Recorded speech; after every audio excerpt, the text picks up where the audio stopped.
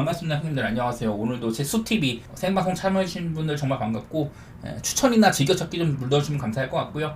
이따가 유튜브로 보시게 되는 분들도 구독이나 좋아요 한 번씩 눌러주시면 감사하겠습니다. 이제 오늘 올랜도 대 인디애나도 얼마 전에 한번 붙었었던 적이 있었어요. 시즌 초반에. 그때는 인디애나 홈이었었고 승리를 했습니다. 그때 당시에는 이제 올랜도가 계속해서 원정 로드 트립을 하고 있었거든요. 5경기 연속으로 원정을 갔는데 전부 다 패배를 했다. 이 시기에는 올랜도가 벤케로도 빠져 있었고 웬델 카터 주니어도 부상으로 흐물흐물하고 이랬어가지고 상당히 전력이 좀 반감된 상태였었어요. 근데 최근에 올랜도가 이제 홈으로 오면서, 작년에도 제가 이제 올랜도는 홈에서 굉장히 강한 팀이다 이런 말씀을 드렸었는데, 작년에만 홈에서 29승 12패, 원정에서는 18승 23패로 승률 차이가 어마어마했었습니다. 그래서 올랜도는 작년에 뭐 정규 시즌이나 플레이오프 포함해서 지금 홈에서는 12연승째거든요. 이제 올 시즌도 홈에서만큼은 5전 전승이다. 근데 이제 또 보면은 홈에서는 얘네들이 이제 득점 마진이 평균 117점을 뻗는데 실점은 97.4점이에요. 득실 마진이 20.6점이 플러스로 가는데,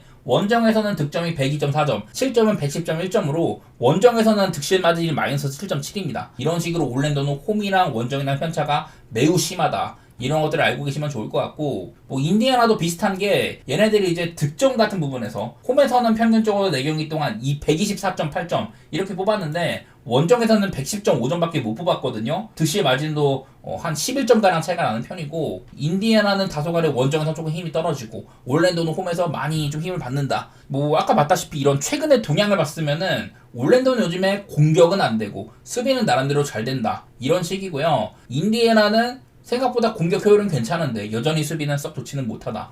근데 저는 이 경기는 사실 상성상으로는 원래 인디애나는 리머텍을 많이 시도하고, 물론 전부 다 외곽을 던질 수 있습니다. 요즘에 터너 같은 애들의 외곽 생산력도 매우 좋고 그런 것들이 있기는 한데, 원래 기본적으로는 상대의 림을 많이 때리거든요. 근데 올랜도는 또 인사이드 수비가 굉장히 좀 높이가 높기 때문에 잘 되는 편에 있는데, 사실 요즘에 올랜도의 이 라인업상으로는 이 라인업으로 사실 잘 돌아가기가 힘들어요. 홈에서 3연승을 한 거는 상대 팀들이 뭐 뉴올이나 워싱턴, 샬럿 이런 팀들을 만났었던 거였고, 오늘은 굉장히 까다로운 상대인 인디애나를 만나잖아요. 글쎄 올랜도가 이렇게나 힘을 받을 만한가? 약간 이런 의문이 듭니다. 근데 요즘에 이 메서린의 활약이 상당히 좋거든요. 아마 11월달 성적일 거예요. 그동안 평균적인 득점이라든지 뭐 리바운드도 좋고 야투율이나 3점슛 성공률, 자유투 성공률 모두 다 굉장히 훌륭합니다. 요즘에 메서린이 그야말로 폭발을 하고 있다는 소리예요.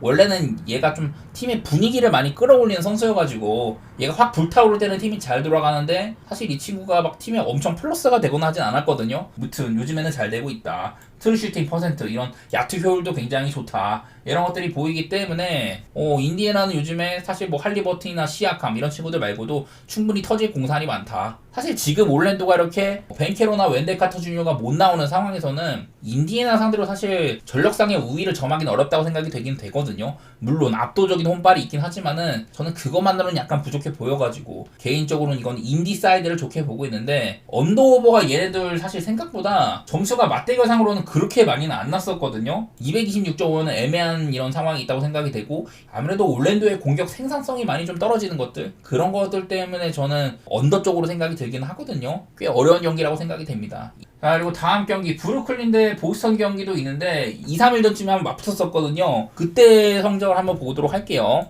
이거를 연장까지 가는 되게 어려운 승부였다는 거, 그런 것들을 한번 더 되짚을 필요가 있습니다. 이날 보면은 브루클린에서는 전반적으로, 이날도 브루클린 사실 야투가 그렇게 좋은 건 아니었지만은 되게 단단한 경기를 했다. 특히 오펜시브 리바운드를 12개나 가져가가지고 보스턴보다 더 많은 공격 기회를 가져갔던 점들, 그런 것들이 눈에 들어오는데, 이 브루클린은 야투 시도가 100번이었었거든요. 근데 이제 보스턴 같은 경우는 이날 야투 시도가 90회, 턴오버도 많았었고 브루클린한테 오펜을 많이 따이다 보니까 그런 점에서 이렇게 좀 기본적인 야투가 적었었다. 그렇다고 해가지고 야투율이 브루클린보다 훌륭한 건 아니었었습니다. 사실 테이텀 말고는 별다르게 좀 도와준 선수가 별로 없었어요. 이때는 브라운이 결장할 때이기도 했었고, 그나마 벤치에서 프리차드가 폭발하긴 했지만은 다른 친구들의 활약은 다소간에 조금 모자랐다. 이런 날이었었는데, 이게 지금도 상황이 약간 비슷한 게 뭐냐면요, 지금 직전 경기 보스턴은 백투백이잖아요. 되게 애틀랜타한테 어려운 경기를 하고 왔습니다. 제가 아까 브루클린과의 직전 경기에서 보스턴이 오펜 리바를 많이 따였다고 했었는데, 직전 애틀랜타한테 20개를 따였거든요. 턴오버도 20개나 저질렀습니다. 특히 오늘 또 다이슨 다니엘스가 스틸을 6개나 해줬었는데 많은 턴오버, 많은 오펜을 따인다. 이거는 결국 야투 시도가 적을 수밖에 없어요. 그래서 오늘 보스턴은 애틀랜타한테 야투 시도가 25개나 밀리는 이런 경기를 해가지고 저는 질 수밖에 없는 경기였다고 생각하는데 요즘에 보스턴은 문제가 확실히 있다. 그런 것들이 드러났던 경기였었던 것 같습니다. 얘네들이 막 엄청 앞서고 있다가도 특히 막 샬럿같이 사실 좀 떨어지는 팀한테도 막 20점 차 앞서다가 이거를 따라잡히고 이런 경기들이 굉장히 많아요. 물론 저번에 미러키한테는 15점 차를 뒤지다가 역전까지 해내고 이런 경기도 있기는 한데 일단은 보스턴이 확실한 거는 작년만 못하다. 제가 여러 차례 이 보스턴은 한두 명이 빠져도 팀은 잘 돌아간다 이런 얘기들을 들었었는데 이제 어제 제가 테이텀을 얘기를 하면서 테이텀이 빠지면 보스턴의 공격이 한 14점가량 줄어든다 이런 얘기를 들었었는데 이게 확실히 보스턴이 조금 밸런스가 무너져 있다는 생각이 들긴 하거든요. 벤치도 사실은 자랑할 정도는 아니고 그에 반해서 이제 브루클린은 지금 여기 있는 캠 존슨의 활약, 캠 존슨의 11월달 활약인데 평균적으로 19.3점 뽑아주고 있고 야투율 53.2%, 3점이 40%예요. 사실은 이거를 조금 더 조정을 하면 더 이쁘게 만들 수도 있습니다. 3점슛이 막 45%까지 가고 막 이런 것들도 있긴 한데 요즘에 캠 존슨이 확실히 좀 3옵션 다운 활약을 해주고 있어가지고 브루클린이 그만큼 점수를 많이 뽑는 것도 있어요. 조금 잘랐을 때 보스턴을 보면은 생각보다 공격이 그렇게 잘 되지가 못합니다. 야투율이나 3점슛 성공률이 많이 좀 떨어져 있는 편이기도 하고 그에 반해서 브루클린은 얘네들도 공격은 안 좋은데 수비는 되게 잘 돼요. 그리고 보스턴 역시 수비는 여전하다 이런 것들이 보이는데 보스턴이 직전 어려운 경기를 백투백으로 하고 오기도 하고 저는 일단은 프렌 같은 쪽으로 보고 있습니다. 8.5 정도면은 꽤나 가볼 만한 것 같다는 생각이 있고요. 되게 오버보기가 좀 어렵기는 해요. 브루클린이나 보스턴이나 수비는 잘 되는데 공격은 다소간에 안 된다. 이런 것들이 있어서 어렵기는 한데 이거는 저는 브루클린이 생각보다 점수를 좀 낸다. 그거에 초점을 두고 있기는 합니다. 저는 오바 쪽으로 생각을 해보도록 할게요. 이 경기는요. 다음 경기는 뉴욕 대 시카고 경기가 있는데 오늘 뉴욕도 필라델피아한테 괜찮은 경기를 하고 왔어요. 원정에서도 사실 이 필라델피아가 엔비드가 복귀하는 경기여가지고 까다로울만도 했지만은 전반적으로 뉴욕이 잘했습니다. 야투 같은 것들도 나쁘진 않았었고 대신에 요즘에 뉴욕을 한 4경기 정도로 잘라봤는데 왜냐면 이 기간 동안에 휴스턴, 애틀랜타, 인디애나 이런 팀들한테 많이 졌거든요. 그래서 사실 뉴욕은 조금 안 좋은 구간을 자른 거다 이렇게 볼 수가 있고요. 시카고도 최근 6경기 동안 1승 5패예요. 그래서 둘 다 이렇게 안 좋은 구간을 잘랐을 때 뉴욕은 그냥 평범합니다. 전부 다 그냥 공격이든 수비든 평범한 수준에 머무르고 있고 시카고 같은 경우는 공격은 뭔가 애매한데 수비가 엄청 안 되는 거 리그에서 실점이 가장 많았었고 야투 허용도 많다. 보시다시피 지금 시카고에서는 수비를 잘할 수 있는 라인업이 절대 아니에요. 매번 말씀드립니다만은 시카고가 작년보다 페이스가 빨라졌다. 대신에 얘네들이 뭐 수비를 잘하는 것도 아니고 인사이드보다는 외곽에서의 의존도가 높은 편인데 상대팀의 야투를 막 많이 막아세우지도 못해요. 이런 형편이어가지고 이 시카고의 공격이나 뭐 수비가 잘 돌아가진 않는다 이런 얘기인데 반면에 뉴욕은 시카고랑은 달리 리그에서 페이스가 가장 느린 팀이고 최대한 이제 정돈된 공격을 하는 편이거든요. 양 팀이니까 좀 상반된다는 면이 있어. 뉴욕은 사실 이 타운스를 데리고 오면서 작년보다는 수비가 악화됐고 공격은 조금 늘어난 부분이 있긴 있어요. 오늘도 뭐 많은 오펜시브 리바운드 바탕으로 공격면에서는 다채로워지긴 했습니다. 대신에 이 타운스가 버틴 인사이드 수비가 약하다는 점.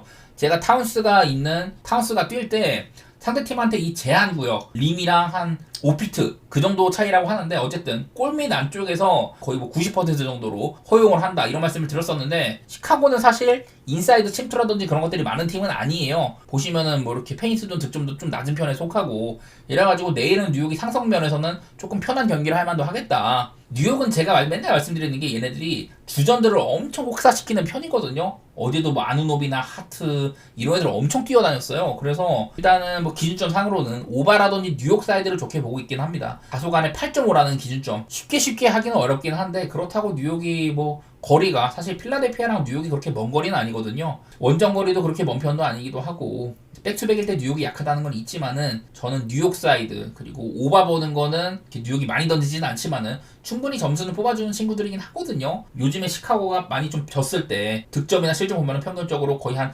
239점이 났다 이런 것들도 보이긴 해가지고 많이 주고받는 경기 그런 것들 기대해 보도록 하고요. 저는 오바 쪽으로 생각해 보도록 하겠습니다. 그 다음에 필라델피아 대 이제 클리블랜드 경기가 있는데 여러 번 말씀드렸지만 지금 클리블랜드는 12전 전승입니다. 사실 요즘에 이제 클리블랜드를 최근 6경기 정도만 잘랐습니다. 아무래도 이 기간이 공수가 명확해 보여가지고 잘랐는데 다 이긴 경기이기는 해요. 근데 보니까 득점은 여전히 잘 됩니다. 저는 케니 애트킨슨 감독이 오면서 되게 공격적인 세팅을 잘 하시는 분이거든요. 공격원에서는 나아졌다. 대신에 뭐 수비도 작년에 디펜시브 레이팅 거의 한 5등 안에 들 정도로 되게 잘했었는데 요즘에는 수비가 약간 흔들리기는 하거든요. 좀 이제 어려운 상대들을 만났던 것도 있기는 하고, 직접 뭐 시카고라든지 브루클린 이런 팀들 상대로 사실 클리블랜드가 핸디승을 해주지는 못했었어요. 그런 것들이 거슬리긴 한다. 그런 거에는 이렇게 좀 수비적으로 아쉬운 면들 이런 것들이 보였었는데, 제가 여기 있는 막대 그래프는 많이 차일수록 좋은 거라고 했었잖아요. 어마어마한 차이가 납니다. 클리블랜드는 대부분의 지표, 특히 공격면에서 이렇게 1등 달리는 게 많은 반면 필라델피아는 공격면에서 상당히 좀 하위권에 속하는 팀이거든요. 이런 차이가 많이 있는데, 그리고 필라델피아는 이제 엔비드가 복귀를 하긴 했지만 올 시즌에 나는 백투백 경기를 뛰지 않겠다 이렇게 선언을 이미 했어요. 물론 그대로 할지는 모르겠지만은 엔비드가 분명 부상의 여파는 있는 건 분명한 것 같고, 안 그래도 지금 메시가 빠지는데 엔비드까지 빠진다. 그러면은 자연스럽게 필라델피아는 공격면에서도 다운그레이드가 될 수밖에 없습니다. 수비적으로도 지금 그렇게 좋지는 않은 상태인데, 그래서 요즘에 필라델피아가 물론 뭐 맥케인 같은 애들 뭐 이런 애들 건지긴 했는데, 엔비드가 오늘도 있고 없고 차이는 굉장히 컸었어요. 팀적으로 돌아가는 부분이라든지 어그로가 끌리는 거 이런 것들 때문에 엔비드가 있을 때는 확실히 다른 친구들이 좀 공격적으로 여지가 많이 있는데, 그러지 못하면은 내일도 사실 폴 조지 막아세우고 우브레 조금 적당히 막아주고 이러면은 필라델피아가 공격 쪽에서 카드가 얼마 없거든요. 그래서 클리블랜드는 확실히 좀 수월한 경기가 되겠다. 이 제럿 알렌이 내일도 퀘셔널이 붙어 있어가지고 높이가 조금 낮아질 수는 있겠다. 이런 것들이 있긴 한데, 아무래도 이런 상황이라면 클리블랜드를 좋게 보는 게 맞는 것 같아요. 언더오버는 조금 고민인데 219.5 클리블랜드의 공격이라고 생각하면 그렇게 높은 기준점이라는 생각은 안 들거든요. 필라델피아가 얼마나 이거를 공격면에서 도와줄 수가 있냐, 그런 것들이 관건인데, 기본적으로 필라델피아도 이렇게 상대팀한테 좀 수비가 안 되는 면들 이런 것들을 들어가지고 저는 클리블랜드 쪽이랑 오바 이렇게 생각해 보도록 하겠습니다. 그 다음 경기 오클라호마 대 뉴욕 닉스 경기인데, 이것도 사실은 좀 무너져 있죠. 오클라호마가 이제 홈그랜을 잃어가지고 지금 결장 선수들을 보면은 하텐슈타인, 제일런 윌리엄스, 홈그랜 센터가 전부 무너진 상황이에요. 그나마 이제 좀 장신의 선수로는 켈리치 윌리엄스 갓 복귀를 하긴 했는데 아마 주전으로 쓰기는 좀 무리가 있고, 포워드 쪽을 보는 제이더블 센터로 쓰고 있는데 높이가 굉장히 낮습니다. 제가 알기로는 이 라인업이면 오클라호마가 아마 2m가 넘는 선수가 없을 거예요. 제이더비 아마 198인가 그런데, 그래서 오클라호마는 높이가 일단 아쉽다 이런 것들이 있는데, 뉴올리언스도 지금 결장이 굉장히 많죠. 이제 알바라도까지 거의 한 4주에서 6주간의 결장을 하면서 알바라도, 드존테이 버레이, 자이언도 아마 비슷한 기간 결장입니다. 4주에서 6주 정도. 맥컬럼 빠지고 있고, 허브 존스 빠지고, 호킨스 빠지고, 이런 식으로 뉴올리언스는 특히 앞선 라인에 결장이 되게 많거든요. 이제 뭐 트머삼이 돌아오긴 했지만은 즉각적으로 팀에 큰 보탬이 될까? 사실 직전 경기도 그렇게 많은 시간 쓰지는 않았거든요. 저는 좋은 선수라고 봅니다만은 출전 시간이 아직은 약간 제한이 있는 점들. 오클 상대로 높이 면에서 공략을 할 수가 있냐. 물론 여기에는 이브미 씨 같은 애들 요즘에 루키로서는 괜찮은 센터고, 잉그램도 높이는 나름대로 있고 이런데, 기본적으로 많은 오펜시브 리바운드를 걷어내기는 어려운 라인업이긴 하거든요. 작년에 한번 뉴올리언스가 11월 2일날 오클라호마를 잡은 적이 있었어요. 그때는 이제 뉴올리언스가 발렌슈나스도 있었고 자이언도 있고 레리 낸스 주니어도 많이 잡아주고 오클라한테 22호펜을 걷어냈었거든요. 그래가지고 승리를 했었는데, 오클라호마의 약점을 공략하기에 좋은 라인업은 아니다. 저는 이런 생각이어가지고, 오클라호마가 제가 올 시즌에 공격력을 많이 할 수 있다고 했는데, 이제 이런 라인업이라면은 좀 스몰 라인업을 돌리니까 평소보다 좀 더 빠른 농구, 빠른 시도 이런 것들을 바탕이 될 수가 있어요. 요즘에 오클이 사실 수비가 좋지는 않습니다. 이거는 아무래도 좀 골스한테 엄청나게 쳐맞았다든지 그리고 클리퍼스랑도 많이 주고받는 경기 이런 것들을 해가지고 약간은 오클의 수비가 무너져 있기는 한데, 아무래도 4경기 정도 덴버, 휴스턴, 골스, 클파 얘네들이랑 맞붙어가지고 127점 이상을 한 경기가 3번이 넘다 보니까 그래가지고 수비가 조금 나쁘게 찍힌 거고, 기본적으로 올 시즌 토탈로 봤을 때는 오클라호마는 굉장히 좋은 수비팀이죠. 반대로 뉴욕 같은 경우는 최근에 수비가 굉장히 안 되고 공격도 안 된다. 이렇게 지금 현재 가진 자산 차이가 어마어마하게 크다고 생각이 돼요. 뉴올이 특히 부상이 많고 이래서 14.5라는 기준점 너무 크기는 한데, 오클이 막 오펜에서 어려움을 겪는 게 아니라면 저는 할만도 하다고 생각이 되거든요. 너무 오펜을 많이 뺏긴다. 그럼 아까 말씀드린 켈리치 윌리엄스나 그 우스만 지엔 같은 애들 이렇게 높이가 있는 친구들이 기용하면 되니까 그렇게 크게 타격은 없을 것 같고, 아무래도 뉴올리언스도 이렇게 높이가 있는 미시 같은 애들 쓰면은 이런 공격에서의 이점보다 수비에서 이 미스매치로 매치업 헌팅으로 당하는 게 더 많을 거라고 생각이 돼가지고 이브니 씨도 길게는 못 쓸 것 같고, 저는 오클 사이드에다가 오바 이렇게 보도록 하겠습니다.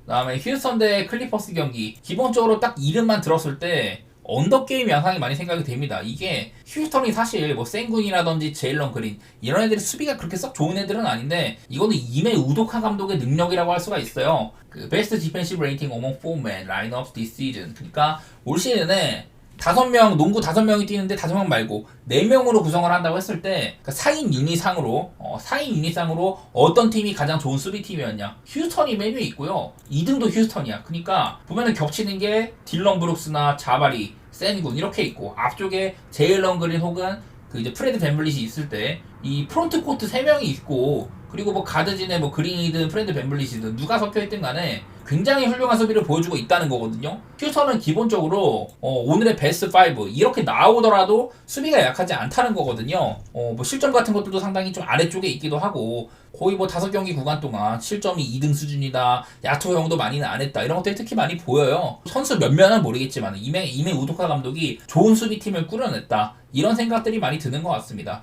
기본적으로 클리퍼스는 좀 천천히 하는 팀이죠. 하든이 이제 하프코트 오펜스를 즐기기도 하고 아무래도 지금 카와이가 없는 동안에는 클리퍼스는 공격 생산성이 약간은 떨어질 수밖에 없고 대신에 이제 수비적으로 윙들이 많다 보니까 벤치에서도 뭐 크리스 던이라든지 아미르 코피 이런 애들 나와가지고 수비적으로 많은 것들을 해줄 수가 있는 라인업이에요. 그래서 기본적으로 이 두 팀은 저는 수비가 먼저 생각이 난다. 얘네들도 맞대결상으로 좀 재밌는 게 있기는 합니다. 뭐냐면은 지난 시즌에 클리퍼스가 한번 이긴 적이 있었거든요. 근데 그게 9연패를 딛고 해낸 거였었다. 한번 이런 안 좋은 기운을 끌어내기는 했다. 이런 것들이 있긴 하거든요. 그래서 내일도 이 경기를 또 휴스턴이 정배를 받았잖아요. 나는 근데 되게 타이트한 게임을 예상하기는 해. 둘 다 아무래도 수비적으로 괜찮은 팀들이고 이런 경우에는 확 한쪽으로 쏠리는 9대0, 10대0 이렇게 런 달리는 경우가 많이는 안 나올 거라고 생각이 듭니다. 더구나 요즘에 클리퍼스는 너무 믿을 정도는 아니지만 상대팀의 3점을 아주 잘 맞고 있다. 본인들의 3점 아주 잘 들어가고 있다. 이런 것들이 보이거든요. 최근 5경기 중에 3점슛 50% 이상을 찍었던 경기가 거의 한 2번 정도 있어. 그래가지고 이렇게 좀 높이 찍히고 있는 것 같은데 클리퍼스 요즘에 뭐 파웨 같은 애들은 말할 것도 없고 3점 같은 거 외곽 지원 해주는 애들 많습니다. 하든의 개인 공격력은 좀 반감이 됐다고 하더라도 팀원을 살려주는 능력 이거는 명확하거든요. 클리퍼스의 공격력도 그렇게 흠잡을 데는 없다 이런 생각이 있어서 저는 되게 격전지일 거라고 생각합니다. 이거는 타이트한 승부가 될 것 같고 그렇다면 4.5 프렌 정도 클리퍼스한테 스프레인이 붙는다? 물론 현 시점에서는 저는 휴스턴이 조금 더 완성된 전력이라는 생각이 있기는 해요. 클리퍼스가 카와이가 없다 보니까 뭐 그런 건데 저는 클리퍼스의 프렌으로 보고 싶은 경기이긴 합니다. 그리고 언더도 같이 보도록 하겠습니다. 이건요. 다음 경기 미러키 대 디트로이트 경기인데 여기도 일단은 기본적인 상대전적 차이가 좀 있어요. 최근 이제 한눈에 봐도 9연승 달리고 있는데요. 이게 디트로이트의 이 탱킹 시즌이 너무 길다 보니까 쭉 살폈을 때 이 지경입니다. 지금. 최근 6시즌 동안 상대전적이 21대 1이에요. 21대 1. 최근에 2시즌 동안 아예 디트로이트가 이긴 적이 없었었고 어지간해서는 미러키가 많이 가져갔다. 물론 미러키가 이 최근 6시즌 동안에 뭐 우승도 차지도 해보고 계속해서 동부의 컨텐더였으니까 아무래도 동부에서는 위상 차이가 많이 나죠. 대신에 요즘에는 디트로이트가 상당히 좀 좋은 전력에 속하고 미러키는 좀 오락가락하죠. 올 시즌에 거둔 승수 자체는 미러키가 3승 8패 디트로이트가 5승 7패로 오히려 디트로이트가 더 많이 이겼어요. 물론 뭐 상대팀의 난이도라든지 그런 게 있긴 하지만은 둘 다 이제 백투백입니다. 근데 백투백 상으로도 작년에 미러키는 10승 4패로 괜찮았습니다. 전체에서도 아마 탑3에 꼽히는 그런 백투백 성적이었었는데 디트로이트가 5승 10패잖아요. 근데 디트로이트는 작년에 14승 68패인데 백투백에서만 5승을 거뒀다. 디트로이트가 결코 백투백이 약한 팀이 아니라는 거거든요. 물론 이거는 체력 소모상으로 오늘 미러키는 토론토한테 무난한 승리를 했었죠. 대신에 디트로이트는 연장까지 가는 승부, 특히 마지막 원샷까지 경기를 지고 있었던 그런 경기를 뒤집는 이런 날이었었기 때문에 사실 체력 소모는 디트로이트가 더 많기는 해요. 그리고 미러키도 릴라드가 이제 뇌진탕 부상으로 직전 경기를 빠지고 오늘 경기에 아마 뛸 수 있다고 하거든요. 이 디트로이트와 경기에. 그렇다면은 어느 정도 이제 미러키도 사실 요즘에 좀 상승세기는 했었거든. 3점이 많이 살아났다. 릴라드뿐만 아니라 뭐 AJ 그린이라든지 외곽 지원들도 많이 해주고 쿤보 늘 상대팀의 리머테 꾸준하게 잘해줄 수 있는 선수죠. 이러다 보니까 저는 미러키는 앞으로 슬슬 이제 치고 나갈 일만 남았다고 생각을 하거든요.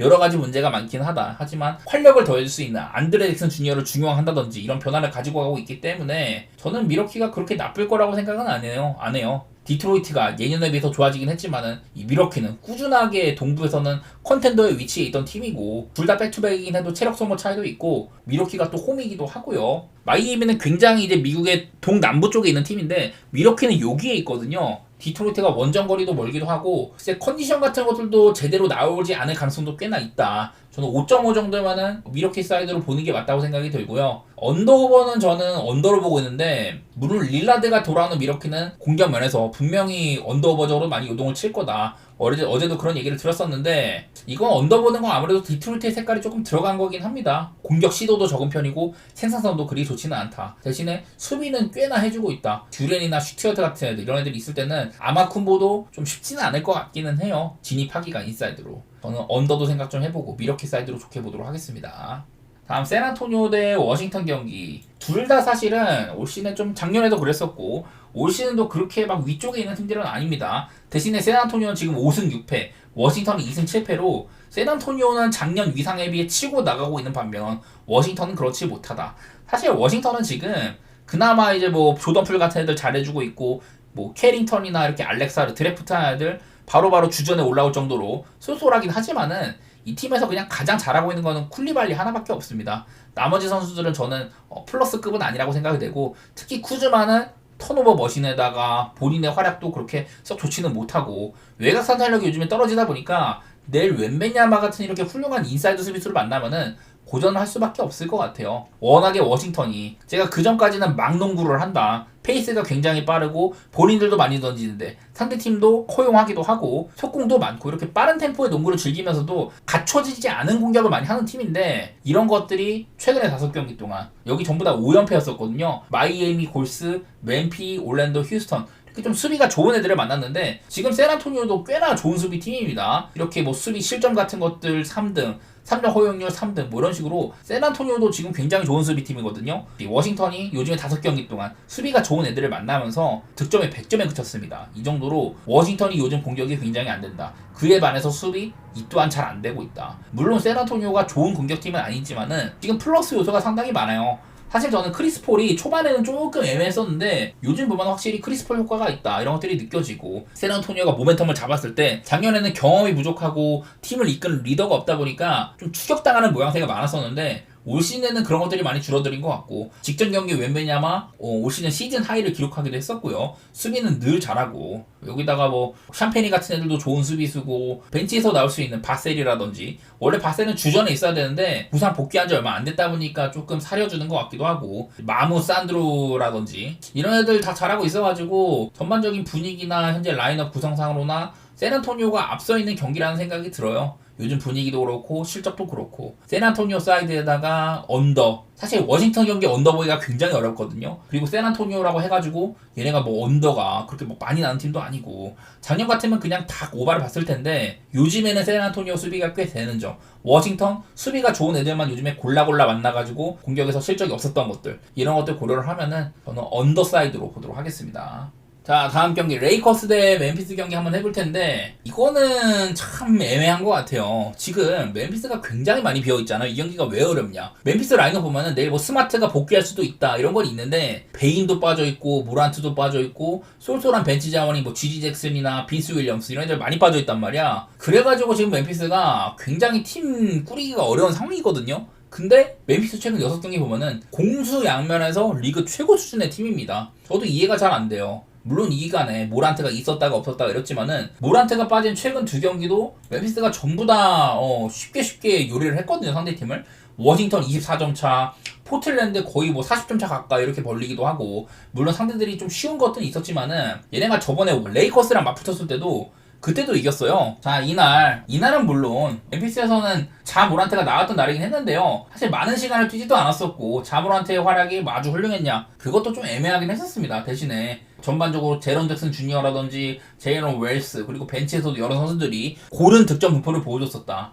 한마디로 어떤 선수한테 특별히 막 대단히 의존한 건 아니었었다. 물론 본인의 압도적인 운동력을 살려가지고 리머택을 한다든지 아니면은 본인이 림으로 들어갈 때 어그로가 끌리면은 외곽으로 빼줄 수 있는 키가운 능력 저는 말 그대로 예전 서브룩 느낌이 나는 선수라고 생각이 들어요. 근데 어쨌든 이날도 멤피스의 외곽 같은 거나 엄청 폭발을 했었었고 오펜시브 리바운드도 12개나 잡고 이랬었는데 레이커스의 상태를 한번 보면 이날 앤서니 데이비스가 없는 날이었습니다. 그래가지고 뭐 공격이나 수비나 가장 중요한 선수가 빠지다 보니까 이날 르브론이 뭐 39득점 하고 똥꼬쇼를 했지만은 레이커스의 경기력이 특별히 좋다고 말하기 어려웠었거든요. 이날 레이커스는 전반적인 야투율이 멤피스보다도 많이 떨어졌었다, 이런 날이었습니다. 그래서 오늘은 이제 AD가 돌아오기 때문에 이 레이커스가 복수를 할 수가 있냐. 멤피스 지금 굉장히 애들이 많이 빠져있죠. 이러다 보니까 아무래도 홈 레이커스이기도 하고 까다롭기는 할 건데, 가장 걱정되는 거는 레이커스는 최근 7경기 동안 그냥 공수양면에서 평범한 팀인 반면 멤피스는 최근 6경기 동안 아주 성적이 좋았다. 이 기간 동안 브루클린한테 한번 석패를 당하긴 했지만은 그 외에는 5승 1패로 매우 잘했거든요. 이러다 보니까 참 애매해. 멤피스가 이렇게 많이 빠졌는데도 잘 굴러간다. 스카티 피펜 주니어 기회를 주니까 이 친구가 막 트리플 더블까지 해내고, 물론 이제 레이커스도 홈이랑 원정 편차, 홈에서는 올 시즌 5전 전승이고 원정에서는 1승 4패입니다. 그래서 홈에서는 원정보다도 이 실점은 11점 줄어들고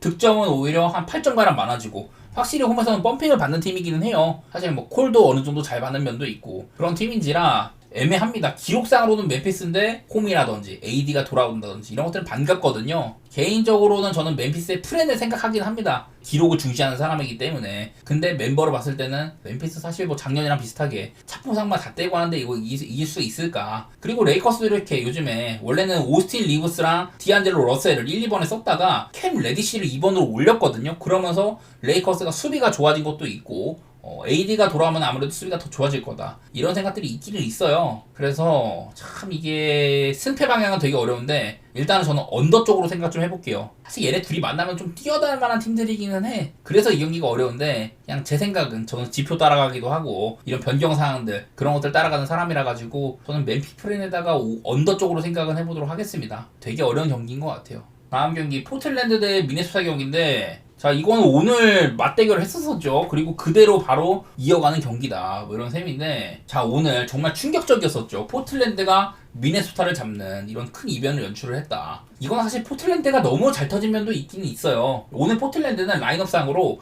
에이튼이나 사이먼스가 일찍 퇴근한 경기였습니다. 에이튼은 아예 못 나왔고 사이먼스도 5분밖에 못 뛰었거든요. 대신에 보시다시피 벤치가 엄청 대폭발을 했습니다. 벤치에서 로일탐이나 아브디아, 벤튼, 핸더슨 전부 두 자릿수 득점을 해냈고 야투율도 아주 훌륭했었어요. 이런 날이어가지고 포틀랜드는 터질 만큼 다 터졌다. 야투율이 51.2%, 3점이 56.3%로 꽂혔거든요. 이러면은 질 수가 없어 솔직히. 3점이 56.3%로 꽂히는데 이거는 미네소타랑 포틀랜드라는 격차를 떠나가지고 이거는 질 수가 없는 경기라고 생각이 돼요. 미네소타는 야투율 50% 괜찮았죠. 3점도 37.1%로 나쁘진 않았는데 오히려 포틀랜드한테 오펜도 11개나 따이고 턴오버도 21개나 저지르고 이러는 바람에 공격 기회 자체가 포틀랜드보다 많이 적었다. 미네소타는 73번 공격을 했는데 포틀랜드는 84회를 했으니까, 이렇기 때문에 미네소타가 이길 수가 없는 경기였었거든요. 벤치 애들도 많이 굴려지고 막 보면 나즈리드 34분 뛰고 막 이랬잖아. 이러다 보니까 미네소타가 좀 주전 선수들의 혹사랄까요? 뭐 그런 것들도 그렇고, 어쨌든 오늘 경기는 사실 조금 포틀랜드는 너무 터졌고 미네소타는 솔직히 말해서 잘 안 풀린 경기였었기 때문에 이런 경기가 포틀랜드가 한 번 더 할 수가 있냐? 저는 불가능에 가깝다고 생각을 해요. 오늘 붙고 내일 또 포틀랜드가 미네랑 싸우는데 3점이 56%로 터진다? 있을 수 없는 일이라고 생각이 됩니다. 왜냐면은 포틀랜드는 지금 여기 보시면은 뭐 최근 3경기만 봐도 공격 지표가 거의 뭐 바닥 수준이고, 사실 미네소타는 요즘에 수비가 좋았었거든요. 근데 이런 것들이 너무 다 반전된 그런 날이었었고, 올 시즌 토탈로 봐도 포틀랜드는 3점이 뒤에서 2등 수준이란 말이야. 30.2%로 터지는 애들인데 오늘 56%로 터졌다. 내일 또 그렇게 터지겠냐? 저는 아니라고 생각이 되거든요. 아무래도 포틀랜드를 또 보는 거는 무리가 있다는 생각이 있고, 오늘은 점수가 뭐 한 230점이 터졌죠. 근데 이것 또한 포틀랜드가 너무 과도하게 잘 터진 거다. 물론 미네소타도 기록상으로는 이런 턴오버도 많고 이러긴 했지만 야투율 자체는 그렇게 나쁘진 않았었거든요. 미네소타는 조금 더 정신을 차려야 된다, 이런 생각이 많이 들고, 사실 아직도 이 베스트 5 구성이 약간 애매하다는 생각이 있기는 해요. 콜리도 슬슬 이제 저물어가는 게 보이기도 하고, 내일 과연 포틀랜드가 이렇게 사이먼스나 에이튼이 나올지 안 나올지는 모르겠으나 일단 뭐 핸디값 8.5는 이건 안 가도록 하겠습니다. 오늘 같은 경기가 있다 보니까 만약 이게 미네소타가 복수를 할 거다, 혹은 포틀랜드가 또 한번 비등비등한 싸움을 할 거다. 뭐를 예상해도 힘들다고 생각이 돼가지고 저는 핸디는 패스하도록 하고 그냥 언더 정도만 생각 좀 해볼게요. 어제처럼 포틀랜드가 터지기는 어려울 거다. 평소에도 되게 느릿느릿하게 하는 편이기도 하고 언더 정도만 생각해 보도록 할게요. 되게 어렵다고 생각이 듭니다. 다음으로 이제 세크라멘토 대 피닉스 경기. 얘네들도 얼마 전에 붙은 적이 있었어요. 아마 한 5일 전인가? 그때 붙었었는데 네, 이날 127대 118로 거의 뭐 245점이 나왔는데 사실은 연장간 경기긴 했었어요. 111점 정도 나가지고 220점 정도 정규 시간에 났는데 사실 정규 시간에는 언더긴 했었습니다. 뭐 세크라멘토는 그냥 이날 드로잔이 되게 좋은 경기를 했었어요. 야투율도 좋고 뭐 전반적으로 팀이 잘 풀렸습니다. 대신에 요즘에 세크라멘토는 몽크가 없다 보니까 벤치 구간에서 득점 생성성이 약간 별로긴 한데 무튼 이날도 주전들이 뭐 40분 뛴 선수가 3명이나 되고 바로 이거 치르고 난 다음 날에 샌안토니오 원정 가가지고 세크가 아주 대패를 했었습니다. 상당히 좀 고생을 많이 했다. 뭐 그런 날이었었는데 무튼 뭐 야투 시도나 여러 가지 면모에서 사실 뭐 세크라멘토도 많은 시도를 했지만은 3점 같은 게 좋지는 못했었습니다. 피닉스 기본적으로 듀란트가 없었었죠. 지금이랑 비슷해요. 딱 내일 예상 선발 그대로 나올 만한 경기인데 이날은 브래들리 빌이 거의 뭐 가히 워싱턴 시절의 포스를 보여줬었고요. 그리고 뭐 벤치에서 로이스 오닌이나 그레이슨 알렌이 야투가 굉장히 안 터졌다. 그래서 비교를 해보면은 네, 아까 봤던 세크라멘토는 야투가 굉장히 잘 터졌는데 피닉스는 야투율이 기본적으로 좋지가 못한 편이었었거든요. 이런 차이가 보인다. 한마디로 좀 수비적인 부분이라든지 야투 감각에서 갈린 경기였었다. 듀란트의 빈자리를 느낄 수 있는 경기. 그런 얘기를 할 수 있을 것 같은데 뭐 내일도 사실은 둘 다 오늘 피닉스는 이제 그 백투백이긴 합니다. 또 원정에서 원정으로 간다. 유타에 있다가 세크라멘토로 가기 때문에 원정 거리가 뭐 아주 멀지는 않지만 어쨌든 고생은 할만 하긴 하겠죠. 반면에 세크라멘토는 직전 샌안토니오한테 원정 백투백을 딛고 엄청 못했었는데 오늘은 좀 여유있게 하는 경기다 보니까 팀 컨디션적으로는 세크가 좋을 가능성이 높아요. 아무래도 피닉스가 지금 듀란트가 없는 부분들 저번에는 브래들리 빌이 굉장히 터졌었지만은 과연 그런 일이 또 일어날 수 있냐. 내일 이렇게 좀 너키치 같은 애들이 퀘스천ብል 달려있기도 하거든요. 아니면 뭐 플럼리가 나오던지 이렇게 할 것 같은데 무튼 저는 이거는 요즘에 세크라멘토가 좋지는 못합니다. 최근 6경기 동안 3점도 안 터지고 수비도 안 되고 이러고 있다고는 해요. 근데 이거는 세크가 3점이 한번 26개 중에 3개 들어간 날 그런 것들도 껴있고 해가지고 사실 좀 뻥튀기가 돼 있긴 합니다. 저는 늘 말하지만은 세크라멘토 밸런스가 굉장히 좋다 이런 얘기들 많이 했었고 피닉스 사실 되게 수비가 안 될 만한 라인인데 부데놀저 감독이 조정을 통해 가지고 라이언 던이나 로이스 오닐 같은 애들 중용을 하면서 오콕이라든지 그런 애들 중용을 하면서 수비를 조금 살려냈다 이런 것들이 보이기는 해요. 그래서 사실은 전력상으로는 저는 오히려 피닉스가 앞서는 부분이 있을 수도 있다고 생각이 되긴 되는데 지금 듀란트가 없는 팀적인 사정이라든지 그리고 뭐 백투백을 했다는 점들 이런 것들 때문에 아무래도 세크라멘토의 손을 들어주는 게 맞는 것 같긴 합니다. 세크라멘토의 야투 감각들 그런 것들이 문제가 될 수는 있는데 여러 차례 저는 세크라멘토는 드로잔이 오면서 원래 이제 1옵션인 팍스라든지 사보니스 같이 인사이드 컨트롤 타워 여러 가지 공격 루트가 있다고 많이 얘기를 들었던 것 같아요. 요즘엔 드로잔까지 3점을 던지는 사보니스도 예년보다는 3점도 던지고 공격의 다각화 같은 것들 이런 것들 때문에 피닉스가 마냥 세크라멘토를 쉽게 상대하기는 어려울 거다 그런 생각들이 들어서 이거는 핸디값이 조금 높다는 생각이 있긴 한데 그래도 이제는 뭐 세크라멘토의 승 자체는 바라볼 만한 것 같고 언더보도 조금 문제인데요. 저는 뭐 또 언더긴 합니다. 기본적으로 피닉스 리그에서 야투 시도를 가장 안 하는 축에 속한다. 좀 천천히 하는 편이기도 하고 좀 외곽에 의존하는 느낌들 그런 것들이 있어가지고 네, 언더 쪽 보고 있긴 한데 뭐 확실히 듀란트가 없어지니까 피닉스가 연장 가는 게임도 있고 해서 뻥튀기가 된 건 있어도 점수 생산력이 좀 떨어지긴 했어요. 언더 사이드로 이렇게 보도록 하겠습니다. 되게 좀 까다로운 경기예요. 기본적인 핸디 값이라든지 언더 오버 기준점 설정이 너무 빡세 가기에는